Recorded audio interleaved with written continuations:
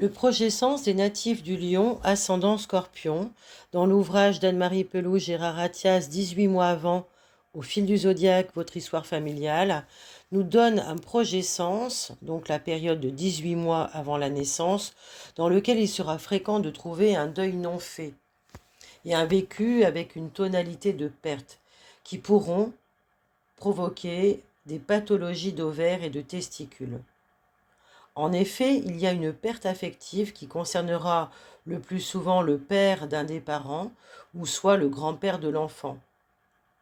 Et ce dernier prendra donc à sa charge le phrasé parental « Mon père est mort », suivi de cette angoissante question, le plus souvent inconsciente « Si mon père est mort, quel est celui qui m'élève ?»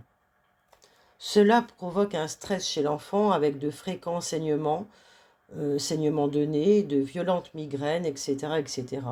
Et donc, ce vécu d'absence de père, si mon père est mort, qui va me protéger, pourra se manifester par une carence au niveau de la protection, et donc au niveau du sang, au niveau des lymphomes, des leucémies, des maladies de Hodgkin qui risquent d'apparaître dans cette famille, en réponse à ce manque. Il y a là un deuil non fait, qui pourrait aussi concerner un enfant mort avant la naissance du natif. Cette fois-ci, l'injonction parentale se fera sur « mon enfant est mort » et le natif se demandera comment il peut être lui-même à la fois vivant et mort et aura le sentiment qu'une part de lui est morte ou n'a pas le droit de vivre. Si l'amour pour ce disparu se vit comme « pour être aimé de mes parents, il faut que je sois mort », il en résultera des pulsions autodestructrices ou suicidaires chez le natif. Il y a donc une possibilité d'attitude de ce cerveau double, car ce deuil non fait entraînera l'enfant à être à la fois l'autre, celui qui est mort, et lui-même, afin de soulager le chagrin de sa mère ou de son père endeuillé. Si la perte a été vécue simultanément avec un autre conflit, comme une perte, une séparation par exemple, il en résultera le conflit du deuil éternel ou de l'amour est plus fort que la mort. Ces individus sont tout le temps en connexion avec les morts. On les retrouvera dans la mort ou dans la réincarnation. Ils seront toujours attirés par ces sujets. Et pour les mêmes raisons, on peut noter une possibilité d'ailleurs de coma ou de commotion cérébrale lors des accidents qu'ils sauront provoquer. Pour cela, pour ce faire, ils sont obligés d'agir de la sorte pour vivre entre ces deux mondes. Donc ce projet-sens parle aussi de passion sexuelle où l'on cherchera dans ce clan peut-être des liaisons dangereuses, des amours fatales, aussi bien que des crimes passionnels ou des suicides par amour. Il faudrait retrouver cela dans le transposé généalogique.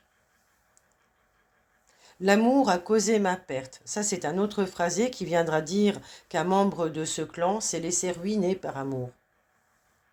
Par ailleurs, le clan garde également la mémoire de viol. Tout ce qui concerne les valeurs sombres du scorpion, les attouchements sexuels pratiqués par un pervers, les choses qui sont glauques au niveau du scorpion. Eh bien, cette généalogie vient aussi parler de cela.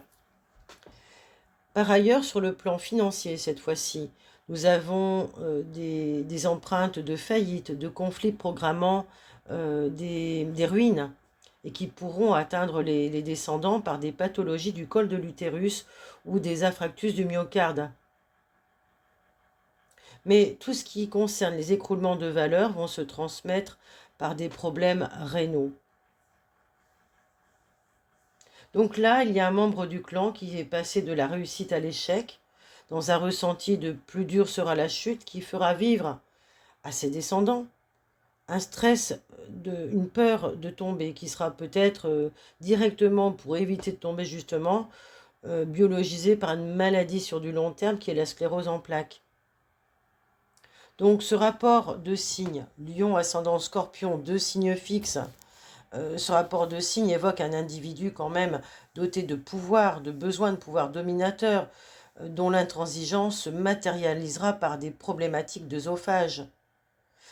Peut-être que dans ce clan, il y a plusieurs personnages à qui l'on peut reprocher un manque de souplesse, un manque de flexibilité, de mouvement. d'adaptation. Le besoin de pouvoir provoquera certainement chez les descendants des crises de tout spasmodiques, qui vont être l'expression du conflit de celui qui veut tout. Ce besoin d'omnipotence sera relié au ressenti d'impuissance d'un membre du clan. Il faudrait chercher alors qui est omnipotent, et d'ailleurs qui a connu aussi des problèmes musculaires. Le natif lui-même se montre-t-il dominant vis-à-vis des membres de son clan? Il peut en résulter des problèmes de stérilité, d'impuissance ou d'éjaculation précoce chez les descendants mâles, ainsi que de nombreuses fausses couches ou avortements pour les femmes. Voyez, chez les loups, seuls les dominants ont le droit à la sexualité et à la reproduction. C'est un peu le même message qui est ici passé. L'histoire familiale garde cette mémoire-là. Et puis, pour terminer, nous pourrons aussi évoquer toutes les problématiques liées aux mémoires de sorciers, aux mémoires de jeteurs de sorts ou de personnes qui sont vouées à des pratiques secrètes, des pratiques occultes. Voilà. Il y a derrière tout cela un vieux sentiment de malédiction qui rôde et qui vient parler de ressenti morbide dans ce projet sens. Donc il faudrait retrouver un petit peu tout cela et nettoyer ces mémoires pour assainir un petit peu le projet sens et lui redonner une puissance légitime. Si vous souhaitez aborder et développer votre étude mémoire cellulaire en lien avec votre thème astral, vous pouvez me contacter pour que nous puissions travailler cela ensemble. Vous avez mes coordonnées en dessous du podcast et sur ma page Facebook également. Merci à vous pour vos partages, pour votre écoute bien sûr, pour vos likes et pour vos commentaires qui sont de précieux témoignages le plus souvent. Merci à vous.